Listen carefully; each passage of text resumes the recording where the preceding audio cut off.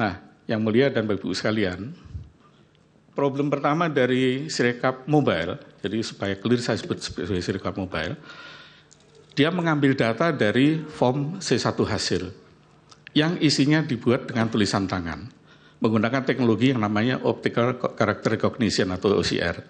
Ini adalah sebuah perkembangan kemajuan dibandingkan situng dulu. Kalau situng dulu itu angkanya di entry manual, sehingga bisa timbul kehebohan seolah-olah ada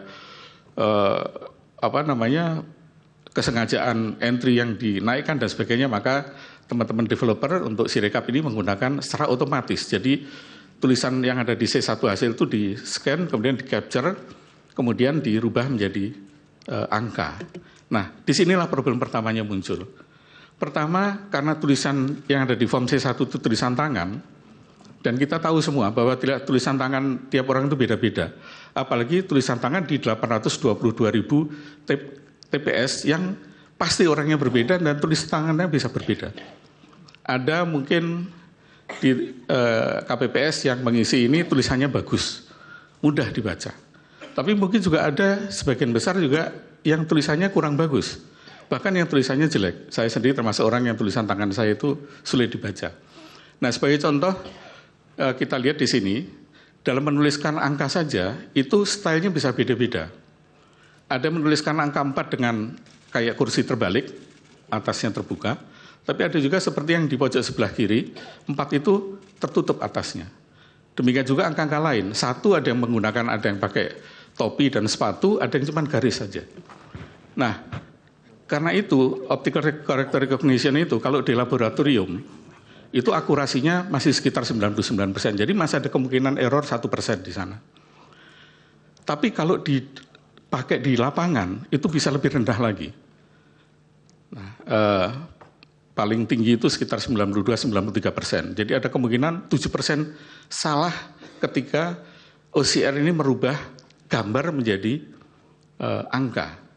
Nah, ini problem yang pertama. Problem kedua adalah karena Sirekap Mobile itu ada di install di masing-masing handphone dari KPPS, maka yang terjadi kita tahu bahwa handphone itu beda-beda mereknya, beda-beda kualitasnya.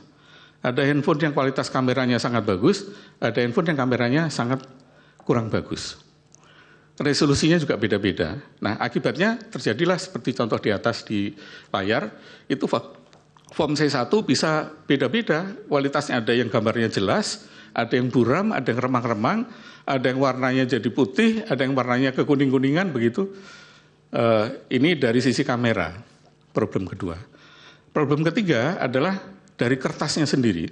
Kita lihat contohnya di yang form C1 yang di kanan itu kertasnya terlipat. Sehingga ketika terlipat ini bisa menimbulkan kesalahan interpretasi oleh OCR ini. Karena OCR ini bukanlah manusia yang bisa memperkirakan, dia hanya patuh kepada training data. Jadi sistem AI ini adalah sistem machine learning ini, dia diberikan data berbagai macam tulisan tangan, kemudian dari tulisan tangan itu dia pelajari dan kemudian dia bisa melihat ini apakah angka 1, 2, 3 dan seterusnya. Nah, tapi kalau kualitas gambarnya seperti ini menjadi masalah. Nah, jadi 3 masalah ini yang menjadi sumber ketika kenapa yang bisa menjelaskan kenapa ketika ditampilkan di web itu antara angka dengan C1 bisa berbeda.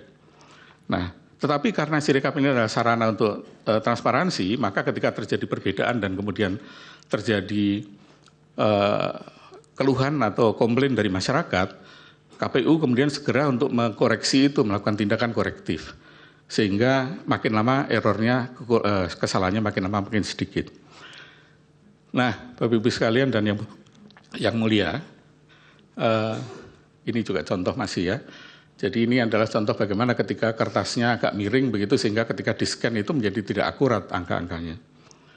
Nah, tetapi kalau kemudian ada opini bahwa ada manipulasi suara dengan Sirekap, mari kita lihat hasil Sirekap dibandingkan dengan yang lain. Tapi sebelum ke sana, saya ingin menjelaskan bagaimana sebuah software itu di-develop. Jadi Sirekap termasuk Sirekap melalui proses seperti ini. Jadi pertama developer itu membuat aplikasi, kemudian dilakukan testing, diuji sampai nanti software itu diyakinkan bagus, berjalan dengan baik, baru kemudian dideploy atau diinstal. Nah, di install inilah terjadi tadi masalah ketika HP-nya beda-beda dan sebagainya, itu kemudian bisa timbul masalah di sini. Nah, setelah di install baru kemudian dilakukan audit, dilihat apakah bekerja dengan baik atau tidak. Kalau suatu saat ditemukan fraud, ditemukan adanya penyimpangan atau kejahatan di sana, maka baru kemudian dilakukan namanya forensic audit. Jadi forensic audit itu ada tahapannya, tidak begitu ujuk-ujuk langsung dilakukan forensic audit. Kalau kita yakin ada kejahatan atau ada fraud di sana baru bisa dilakukan forensic audit. Sama dengan di bidang-bidang yang lain, kalau tidak ada kejahatan tidak mungkin ada audit forensik. Nah, apakah di Sirekap ada kejahatan? Saya hanya ingin menampilkan data saja, saya tidak akan banyak cerita. Saya bandingkan hasil KPU dengan yang pertama dengan lembaga hitung cepat. Kalau kita lihat di sana, lembaga hitung cepat ini, 12 lembaga hitung cepat ini, angkanya tidak berbeda jauh dengan hasil Sirekap maupun dari hasil KPU 360. Rata-rata error, kalau kita lihat di angka tadi, kalau kita ratakan errornya itu hanya 0,07%. Jadi 0,1%-nya saja tidak sampai, hanya 0,07%. Perbedaan rata-rata antara hitung cepat dengan hasil perhitungan manual. Nah, mungkin ada yang berpendapat bahwa hitung cepat itu kan sampelnya hanya 2.000 TPS. Sementara TPS kita 822.000. Apakah valid begitu? Nah, ada yang tidak percaya pada statistik, masalahnya begitu ya. Nah, saya ingin tunjukkan, kalau ini dari statistik dengan sampling, kita lihat bagaimana dengan real count yang lain. Jadi masyarakat sipil yang dimotori oleh para tokoh-tokoh, mungkin ada beberapa ada di ruangan ini, membuat berbagai macam perhitungan real paralel dengan Sirekap. Ada beberapa, lebih dari 10 kalau nggak salah, tapi saya ambil 3 saja yang besar. Yang pertama adalah kawal pemilu 2024. Ini dipelopori oleh Netgrid, KIP, ICW, dan banyak sekali lembaga-lembaga yang sangat respectable di Indonesia. Sehingga hasilnya juga mestinya bisa kita hormati. Yang kedua adalah Jaga Suara 2024. Ini juga dipelopori oleh beberapa tokoh nasional, para ahli pemilu juga, mantan anggota KPU juga ada di sana, dan beberapa lembaga-lembaga yang juga respectable di Indonesia. Yang ketiga adalah Jaga Pemilu 2024. Ini lebih luas lagi, ada beberapa ketua BEM di sana, dan beberapa yang lain. Nah, mari kita lihat dari 3 ini hasilnya seperti apa. Ini bukan hitung cepat, tapi ini adalah real count, hitung nyata.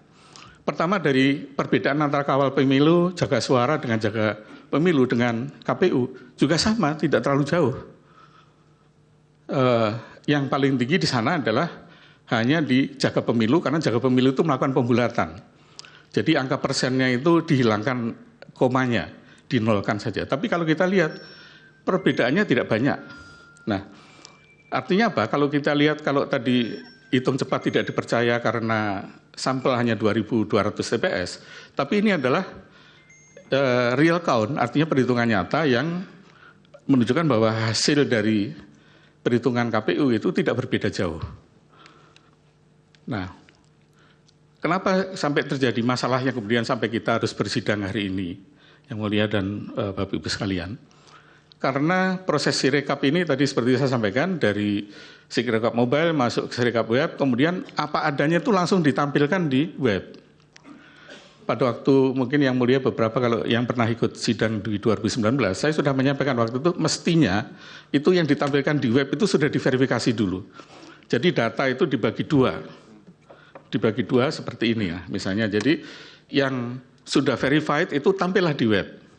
Yang belum verified itu di pending dulu, dimasukkan ke tempat sementara dulu sambil diperiksa, kemudian diperbaiki. Jangan kemudian yang diperbaiki itu yang ada. Nah, kalau ini mudah-mudahan nanti teman-teman KPU bisa untuk tahun 2029, biar tidak ada lagi sidang soal Sirekap, gitu.